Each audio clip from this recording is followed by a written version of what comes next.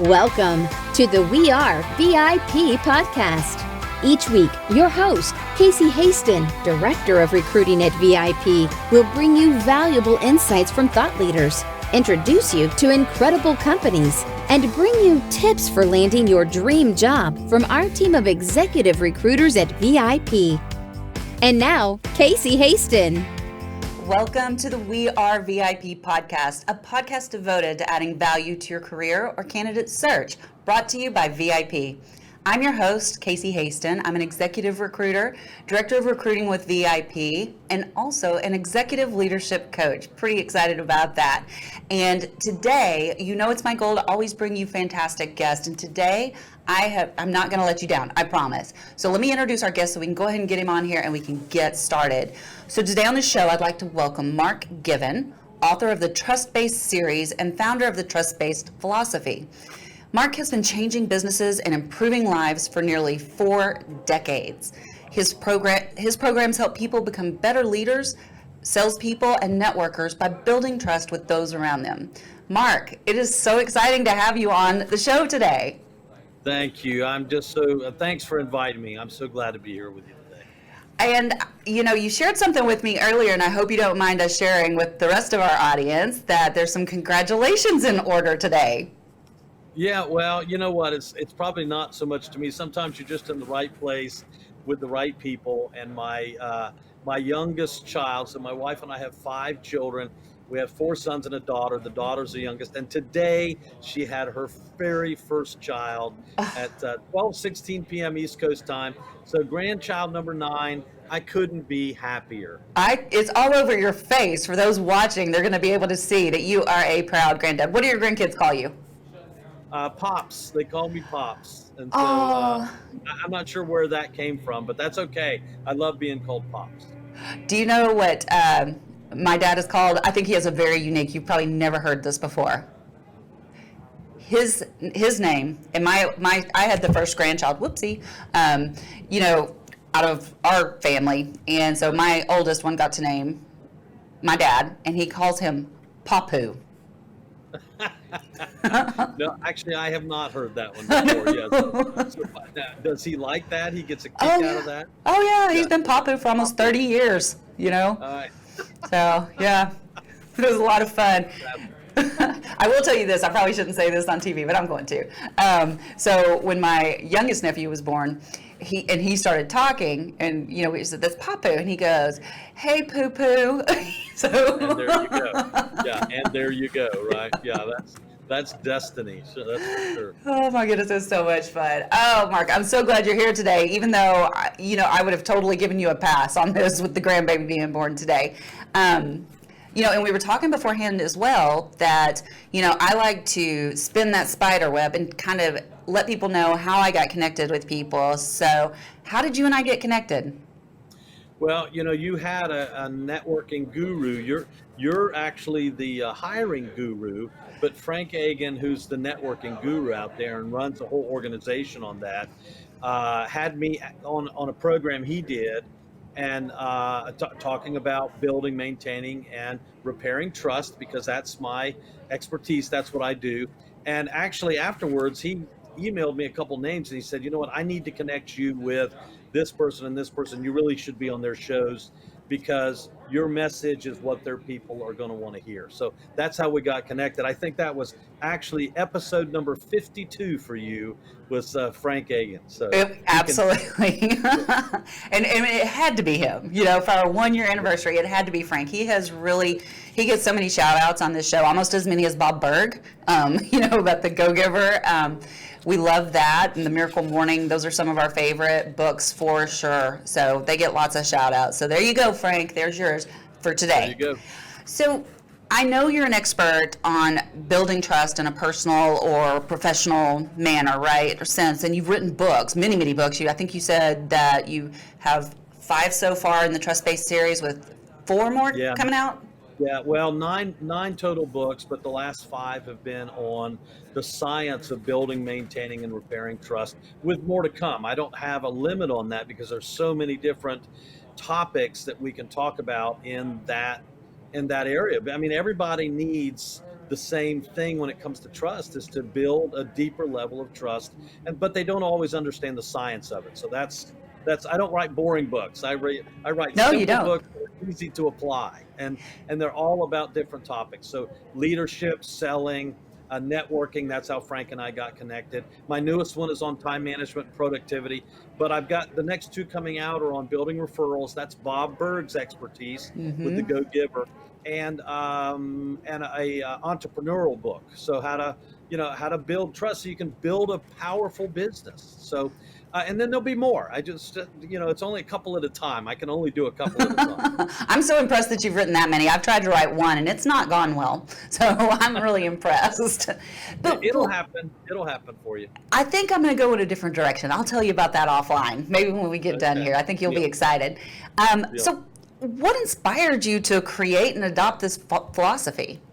So the Cliff Notes version on that is I'm just like everybody else in that I want to build lasting relationships, and I want to build businesses, or whatever business I'm involved in. I want to do well in that business. I mean, who doesn't want to get up to go to work and do well that day, so that you can grow your life and grow your business. And after college, and I started in business, a couple of years in the insurance business, and then 20 years in retail, and then 20 years, I actually got a real estate license, and then started writing more and more books. And so what I discovered was, no matter what I was doing, whether it was in my personal relationships, my wife and I have been blessed to be married for 42 years, and all our children, we want to build a life and businesses with a foundation of trust. When we have trust, our life flourishes, both personally and professionally. But when we don't, it crashes down around us. And so I was interested in finding out not just what is trust, but the concept of trust. But I was interested in the science of trust, how you actually do it, how you build it, maintain it, and repair it. And that's what I started writing. So I started researching it, studying it, and then I started writing about it. And so I love it. I mean, I get up every day, can't wait to talk about it. You know what? And that is kind of my goal in life, is to help people find their passion so that they never work a day in their life. It sounds like you definitely found yours. Yeah, well, it's not work, right? It's not work when you get No. up excited, and it's not work when you go to bed thinking about what's coming up tomorrow because I can't wait, So, I mean, I'm probably a little bit crazy, but it's what I do and it's what I love. So. I don't think you're crazy at all. I think you're one of the few fortunate ones that have truly found what makes them happy and what gives them the energy to get up and, I don't want to say go to work, because you're not going to work, but to go play. That's right. Yeah, even this. I mean, I was excited to be on here with you today because whatever amount of time it takes, if we can help your listeners grow and succeed, then it's been very valuable time. So I'm grateful. You can ask me anything you want, and I'll give the best answer I've got. Well, awesome. Well, okay, let's ask this. So I have been reading your book, and in the chapter on first impressions really struck me, because in the world of recruiting, that's so, so important.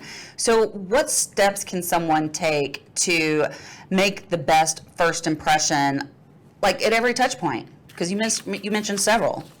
Sure. So let's talk. Let me take just a minute to talk about the pyramid of trust, because trust is not just a concept. It's not just a philosophy.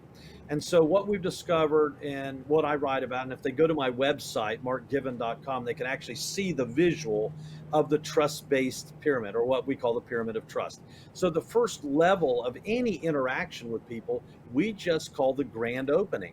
We've all been taught we only get one opportunity to make a first impression, but now there's science behind that. And whether you think that you got, a few seconds or a few minutes to make a first impression, the truth is you now have, in today's world, with adults that have healthy brains, and it's even proven that children are not much difference in time, you actually have 50 milliseconds to make a first impression. We form an opinion in 50 milliseconds. And by the way, while people are judging us or profiling us, because that's the harsh word we use today, it's profiling. Mm-hmm. So when they're profiling us, we're doing the exact same thing to them. So we got to go into the world with our best game. So there's more than one piece in the first level, which is the grand opening. But that's just one of the pieces, which is understanding we have less than a blink of a second to make that positive first impression. So very quickly, I'll tell you, then there's the second level, which is the rapport phase. In other words, once somebody sees us and they say, yeah, well, you know what, they look like they're competent, they look like they're caring, I would at least like to have a conversation with them. Then you go to the rapport level, and it's how you do that. The key on that is listening. Then you go to the maintenance level because we built some kind of relationship, and that's about the whole Bob Berg philosophy, which is being a giver. The world loves givers. Of course, there's more to it than the simplicity of what I'm saying. And then the top level is, hey, we're all human beings, so we make mistakes. So what happens when you blow it, when you mess it all up? And there is a science, a four-piece, strategy that works that we teach, which is the apology or the repair stage. So that's the pyramid of trust. So it's level 1, which is grand opening, level 2, which is rapport, level 3, which is maintenance, level 4, which is repair. And that's the Cliff Notes version of the pyramid of trust. So, and so when you're talking about those first impressions, though, how can we help our candidates? What advice can we give them so that they don't blow that first impression, that grand opening? Yeah, you know what? And you really kind of already asked that, and I didn't answer it deep enough. So let me give you an answer. I kind of said it, but I didn't say it clear enough. You need to go into the world on your best game all the time. People are going to judge you whether you like it or not. They're human beings, and they're going to judge you based on your facial expressions, your body language, the way you're dressed, the way you carry yourself. Do you look confident, or do you look scared to death? And so it's not about being overconfident and being, arrogant. You don't want to come across that way, but you want to come across, what I try to teach my children is being humbly confident. And you want to look your best. I mean, I only have so much to work with. I am what I am. So I need to come into the world. When I step out into the world and I'm going to meet people, I'm going to go on a job interview, I need to be well prepared, not just mentally, but also physically. And that doesn't mean I'm talking about going out and losing weight or exercising or joining a gym. I'm just saying you are what you are. Be your best if you want to build trust when you get out there. Just go prepared. And if you're having a crappy day, it's probably not the best time for you to get out and try to get a new job. So mentally and physically. And this is me being just a little bit vulnerable here because, there was something that happened right before I came on the podcast, and I was just like, it was really kind of affecting me. And it's kind of that, just what you're saying about showing up humbly confident. And I love that term, but I was just kind of like, you know what? I'm just going in there. I'm just going to do my thing because I know I can, that what happened over here does not affect this moment right here. So I still need to show up, because even with you, I know we've talked before, but it's been a while. And so this is almost like a first impression again, Right. Yeah, I mean, you're right. And so, and by the way, that is actually, we are constantly, we're getting past that grand opening. Once we've created that, we've created that. The only problem with that is if we make a bad first impression, we have these cognitive biases. There are actually 12 of them, and we love to be right. And so if we observe somebody and we formed a negative opinion about them, then we're very difficult to convince that we were wrong, because the biases go to work trying to prove all the reasons we're right.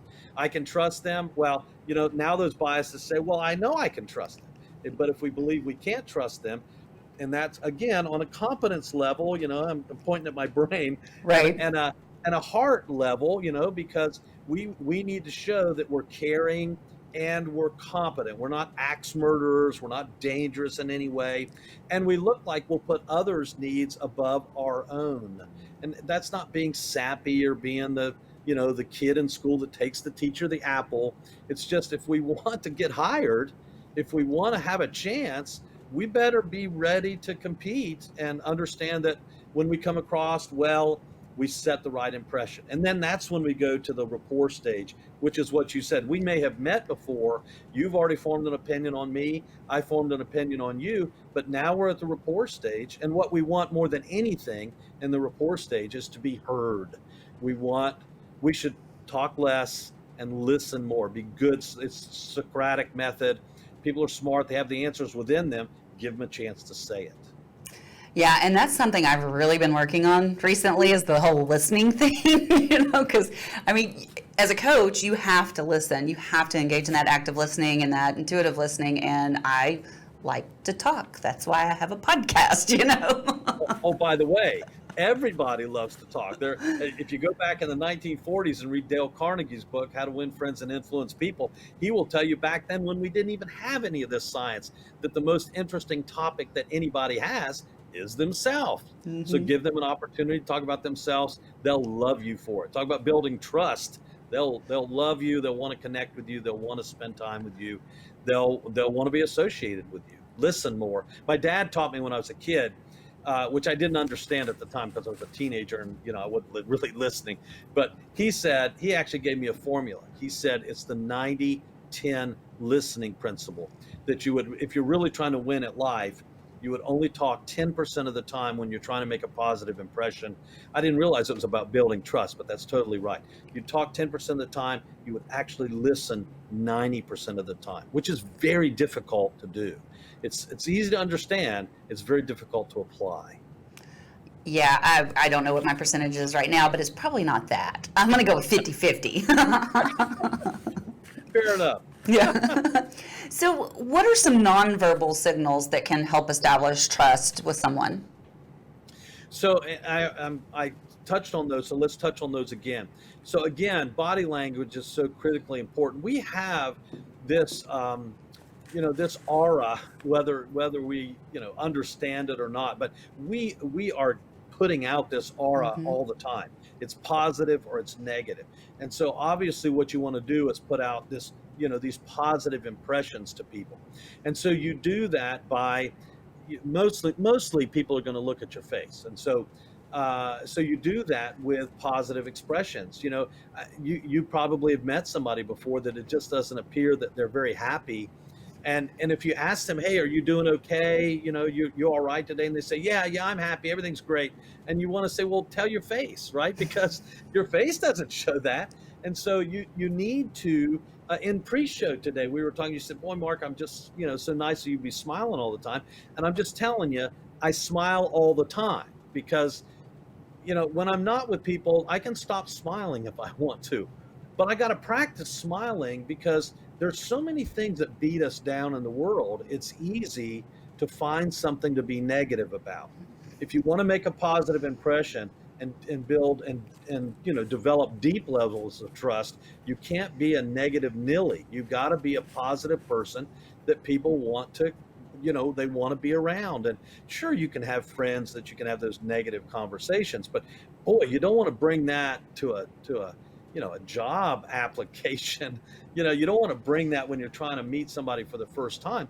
Smiling is absolutely the best thing you should practice. Get yourself a mirror and practice your natural smile, not a fake smile, not a smile that people can tell they don't mean that. That's not really them. You got to practice your natural smile because people are drawn to a smile. They just are. And so be a smiley person, not a fake smiler, right? But a real smiler. And people are just drawn to you. So that helps in all the things we do, whether we're trying to get a job or whether we're trying to keep a job, right? So. Absolutely. And I'm so glad you talked about that positive aura versus the negative aura, because I can tell you, like, my skin will literally crawl if somebody is coming at me with negative energy or something. I don't want to be around it. That's not the person that I am. And I don't think I'm the only one that feels that, right? I'm sure that, do you agree with that? The majority of people that you run into are seeking positivity. Now, obviously there's always an argument to that, right? There's always an argument that says, stop smiling. What are you so happy about? But the reality of it is the majority of people are seeking positivity. We all know people that when we see them and when they walk in the room, they just bring this energy that you just say, that's such a happy person or a kind person or a nice person. We form that opinion about them. So in other words, they come in and that, it's a positive energy. And we also know people that it's when they leave the room that the room now has positive energy, right? We're so excited that they're leaving. So don't be that person. I mean, if you really want to have a chance to compete, then you got to understand it's all about people. It's not just about having this bubbly personality. It's just about giving off the impression that you're a giving, positive person. And there is plenty of science behind it to prove why you should do it. So if you Absolutely. want to win, if you want to win, you want to grow, you want to have a chance, you're going to be a lot better off if you're positive than you're negative. And just bringing this back to our job seekers for a second, I tell my job seekers all the time when they come to me, like, regardless of what's happened and why you're talking to me right now, you cannot let that come across in your job interview and it's the same as being negative because they're upset because they've lost their job for one reason or another, or they're just unhappy with their job and wanting to find a new one. But still, it's the same thing because they look desperate. And Sure. that can be perceived as negativity, right? And I think Sure. that would... Absolutely. Yeah. So, think of, there's always things to find that are, there's plenty of negative in the world. So if you focus on the negative, you're going to find the negative. But when you're out there trying to compete, to get a job, to grow your life, to improve your possibilities, then seek the positive things that will make you feel, energetic. We're going to have this anxiousness when you're going in and you're just trying to compete. We're going to have an anxiousness. But the more positivity you have, the more confidence that you have in going in. Everybody's going to research you before you go in. Come on, they're going to have done their homework. So I teach people all the time, do your homework on the other end. Know about the company, know about the people you're going to be sitting in front of. Do your homework, because it's amazing. It's been a little while since we talked, Casey, and I spent 30 minutes this afternoon going back over, and I found out stuff about you that's brand new, right? that we've already talked about in pre-show. And by the way, I did that because it's the right thing to do, and I wanted to. I'm not trying to impress you. I'm trying to connect with you, right? And so I could tell you where you volunteer your time because it's online, right? Right. I can tell you it's just, if you'll spend a little bit of time in preparation, and go the extra mile, what will happen is you'll make the right impression, you'll build trust, because, every company, any company that would hire you has got to make money off of you. You've got to be worth more to them, right? And you got to make them more than they're paying you. And so you want, in order to compete, you got to show not only how you can help them, but that you know about them, and that and by the way, I don't think people leave necessarily and quit companies. I think that people leave people, right? Yeah. In other words, when you're not connected with them, when you don't trust them, then you're leaving. It's the same thing coming in.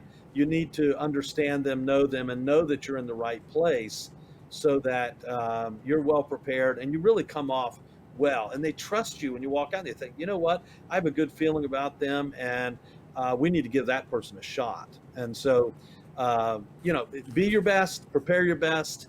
Good things can happen for you. Miracles happen every day. Why not to you? So.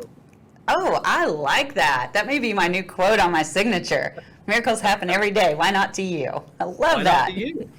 And you said something else earlier that I just kind of want to highlight just real quick before I go to my next question. And that's, like, if you focus on the negative, you're going to find the negative. And there's so much science behind that, because what you focus on grows, right? And that is correct. Absolutely. Plenty of books written about that. Yes. And so I just really want people to hear that. I know we talk about it on almost every podcast, but whatever you focus on grows. So make sure that you're focusing on the right stuff. Sure. Or if you want the wrong stuff. Well, you know what? So I've been talking the last few minutes about jobs too, but I just want you to know that this is not just about jobs. Building, maintaining, repairing trust is also about relationships, because when your personal relationships are crumbling, it's very difficult to go and perform at a high level at work. Mm-hmm.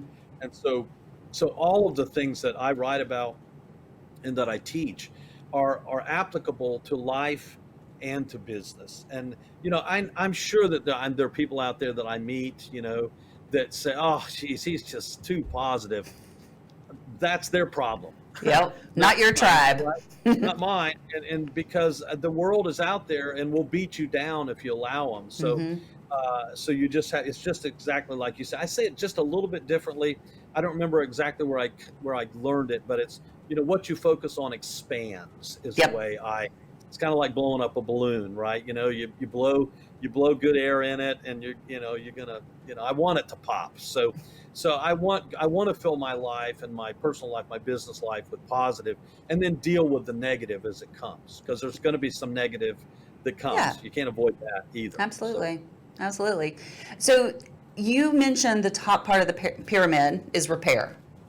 So I kind of want to talk about that, because I think you have a process for, reestablishing trust after it's been broken. So what does that look like? Yeah. See, we all, unfortunately, we don't like to admit, many people struggle with this because they don't like to admit that they're wrong. And that is a challenge, right? So, Mm-hmm. so just know at the top level of the pyramid of trust is level 4, which is repair. And there's a acronym which might help you remember this. It's RASS, RASS.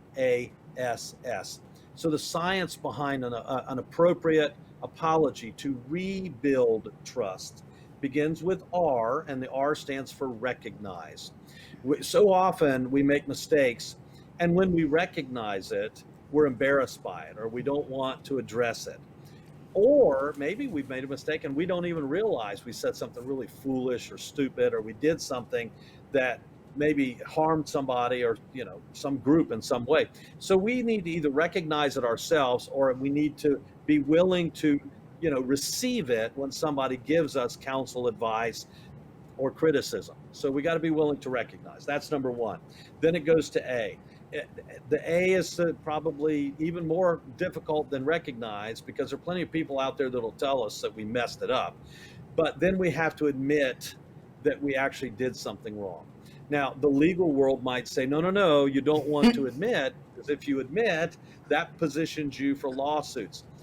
But here's the reality. It's very difficult to hide your mistakes or your sins, right? They're going to come out. I mean, eventually it always comes out. Somebody, and look, just remember back when you were a kid, and how often did you really do something that didn't catch up with you at some point, right? So recognize, and then you have to be willing to admit that you're not perfect and that you can do something wrong, and you did something wrong. Then that leads to the first S. The first S means that if you would really want to rebuild trust, you got to show some sympathy. You got to show some sorrow. It might take some remorse. And so I say sympathy or sorrow so that you can remember the S. And you got to be sincere about that. In other words, and it might actually include some type of restitution. In other words, we all know people that will say, oh, I recognize I did something wrong. And, I admit it, I was wrong, and I'm sorry that I did it, right?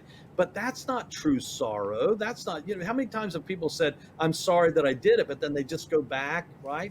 And they're right back doing the same thing again.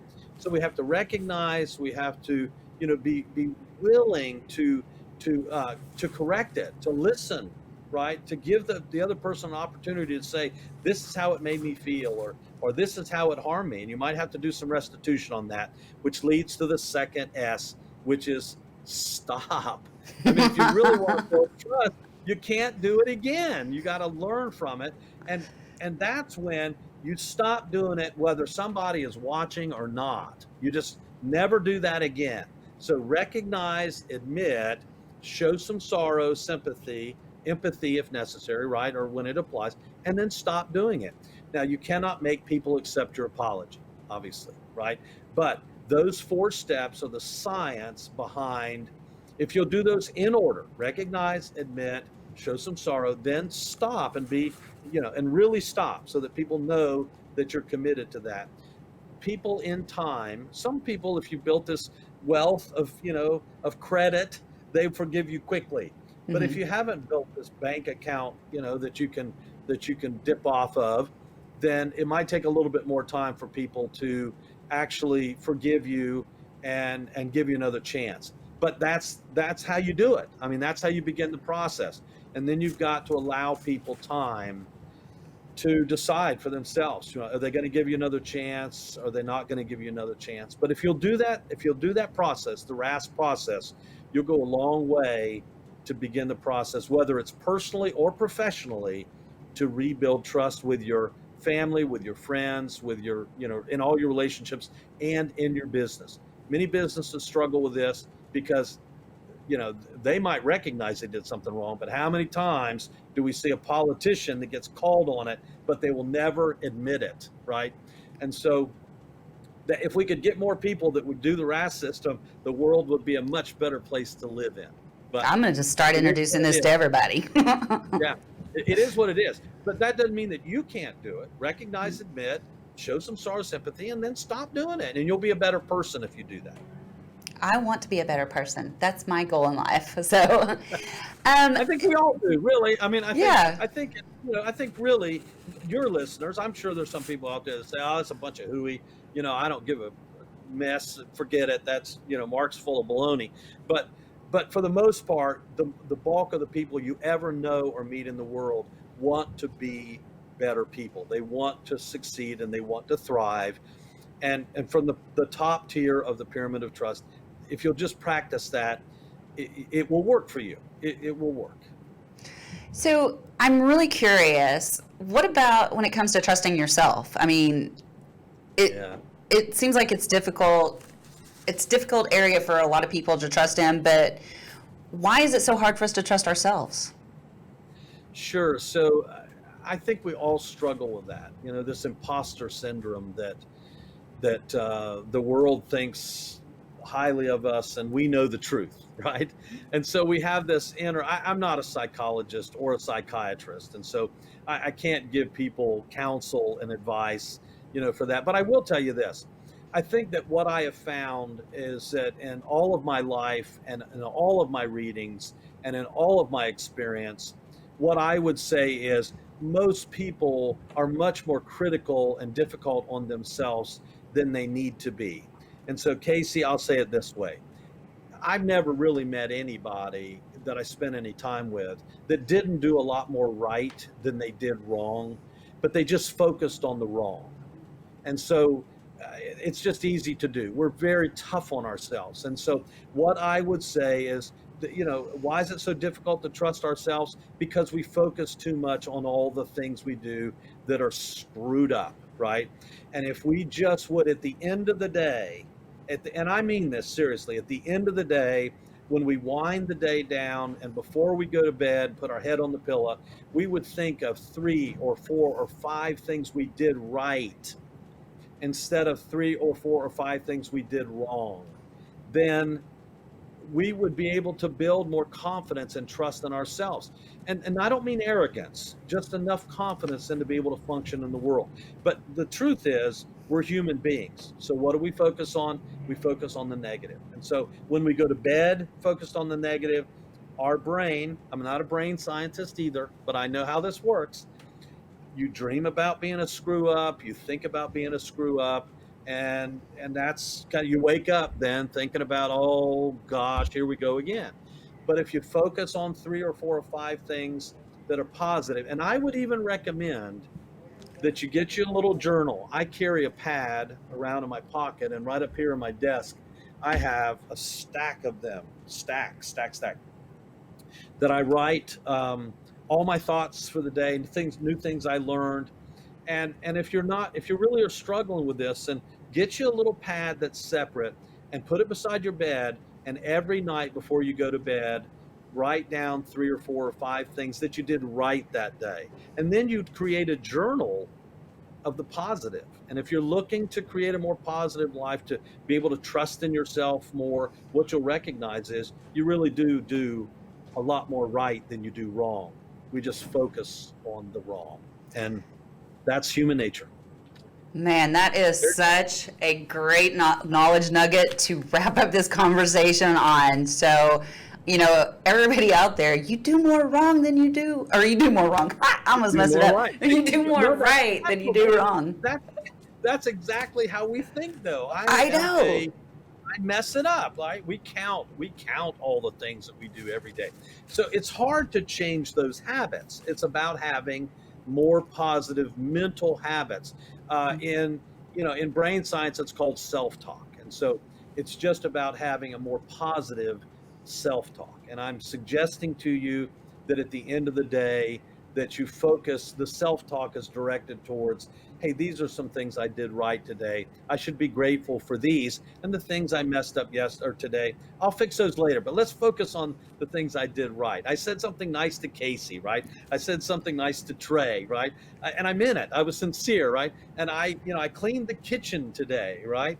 And I'm responsible at work for this that happened, and I contributed to this positive thing that's going to lead to some real profitability for the company.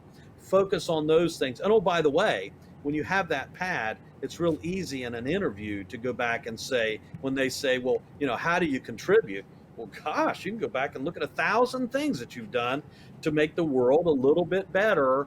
And you can even look at how you helped your company, how you helped in your previous relationships, or your current relationships, your current job. I mean, you have now a record of it. So why would you do it? Because you need a mental and physical record of all the good that you're doing, because you are doing great. We're doing more good than bad. I love that. There's so much in that should be like a whole podcast on its own. That's just amazing. But we do need to start wrapping it up, and I do want to make sure that we get to our VIP questions. So are you ready for those? I think I am. Fire away. Okay. If you were chosen to be one of the first colonists on Mars, what 3 things or people would you take with you? Yeah, so I just know that the first thing I would want to take with me is my wife. We've been married for 42 years. I can't imagine being anywhere in the world or not in this world without her. She's my best friend. And even though that may be sappy, that's somebody else's problem, not mine. I'm taking my wife. And then I'd want to take I'd want to take my pads, right? I want to take some of my pads and reading material. I'm a reader, and I believe that readers, have the best chance of succeeding. And so I'd be afraid to take an iPad or a cell phone because I don't know how I'd charge that. But if I could take a book, right, or 20 books, even if I had to read them over and over and over, I don't know about you, but every time I read the same book over, I see things in it I didn't see it before. For sure. So I would want to take some books. I'd want to take my wife, and I'd want to take something to make me happy, which is some kind of journals that say, hey, you know what? I've got more to be happy about than sad about. So let's press forward. So there you go. Love it. So what is one thing you do each morning to set your day up for success? I read. Absolutely, every morning. Some mornings I only get to read for 10 minutes or 15 minutes, but I try to read for 30 minutes to an hour every single day. Now, I know that you've got listeners. I don't have small children anymore, so I recognize that I'm at an advantage now. I've earned the right to read for 30 minutes. But what I would say is if you can only read for 5 minutes, if you can only read for 10 minutes or 5 minutes now and 5 minutes later, but the more you read, the more you expand your mind. I'm okay with audiobooks. I'm not against that at all.